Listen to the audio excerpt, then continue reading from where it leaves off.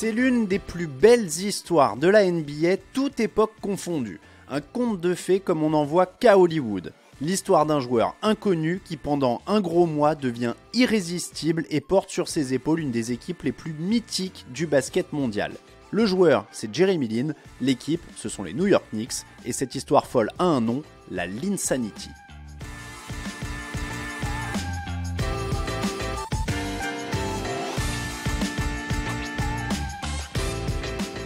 Tout commence le 4 février 2012. À l'époque, les Knicks enchaînent victoires et défaites sans aucune cohérence dans le jeu.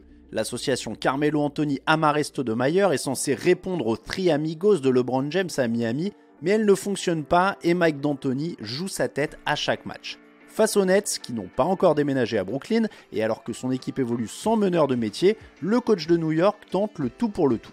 Il lance un joueur signé un mois plus tôt et qui végétait sur le banc depuis. Son nom, Jeremy Lin.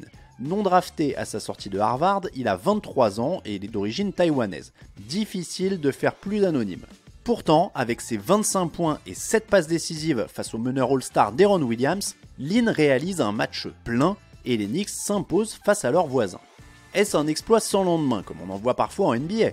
Eh bien non, et c'est là que l'histoire devient dingue. Jeremy Lin enchaîne face à Utah et Washington. Sur YouTube, on commence rapidement à faire des mix sur ce joueur que pas grand monde ne connaissait une semaine auparavant. Forcément, la Chine et Taïwan s'intéressent de nouveau à la NBA. Face aux Lakers, le meneur plante 38 points, termine avec la victoire et s'attire les compliments de Kobe Bryant lui-même. La Linsanity est née. Le joueur des Knicks marche littéralement sur l'eau en ce mois de février, il cumule les grosses performances et dans son sillage, New York aligne 8 victoires consécutives. Son maillot bat des records de vente, il fait décoller l'action du Madison Square Garden, ESPN se demande même s'il n'est pas le meilleur meneur de la ligue, et CNN va jusqu'à penser qu'il peut mettre fin au racisme. Lin puts it up. Bang! Jeremy Lin from downtown, and the Knicks take the lead. Amazing here at the Air Canada Centre. Linsanity continues.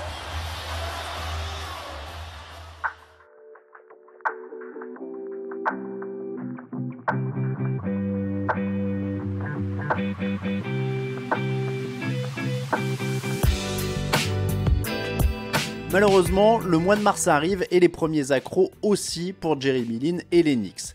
Il rate son match face à Miami puis craque en fin de rencontre face à Rajon Rondo et Boston.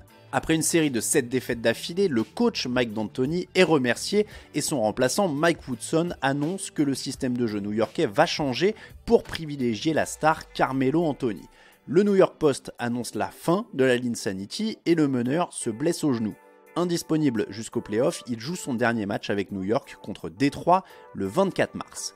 Le monde de la NBA s'interroge alors. Jeremy Lin est-il un vrai talent trop longtemps ignoré ou simplement le bénéficiaire du système de Mike D'Antoni dans une situation désespérée ? À Houston, on parie sur la première option et on mise gros sur lui, 25 millions de dollars sur 3 ans. Il y a 12 ans, c'est un beau contrat au point que Carmelo Anthony le juge ridicule. Melo n'est pas le seul à être critique, les fans des Knicks reprochent au phénomène d'avoir tout misé sur l'argent alors que New York comptait sur lui. Face aux détracteurs de plus en plus nombreux et aux doutes sur sa capacité à assumer son contrat, le meneur fait profil bas. Son début de saison n'est certes pas brillant, mais il remplit finalement son rôle aux côtés de James Harden, compilant 12 points et 6 passes décisives de moyenne, mais la Linsanity est bel et bien terminée, et quand il débarque aux Lakers aux côtés du regretté Kobe Bryant, la franchise vit ses plus mauvaises heures avec 21 victoires seulement, un Kobe en fin de parcours et des coéquipiers anonymes comme Jabari Brown ou Vanderbilt.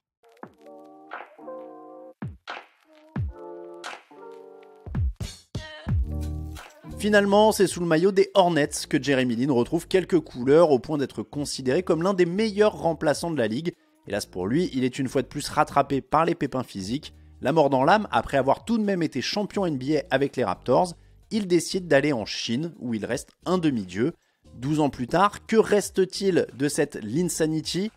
2 semaines de folie pure, à 24 points, 9 passes décisives et un peu plus de 2 interceptions par match, avec un joueur non drafté devenu l'idole d'une ville qui ne dort jamais, d'une franchise en mal de héros et de toute une NBA en quête d'un nouveau souffle, la définition même de l'étoile filante.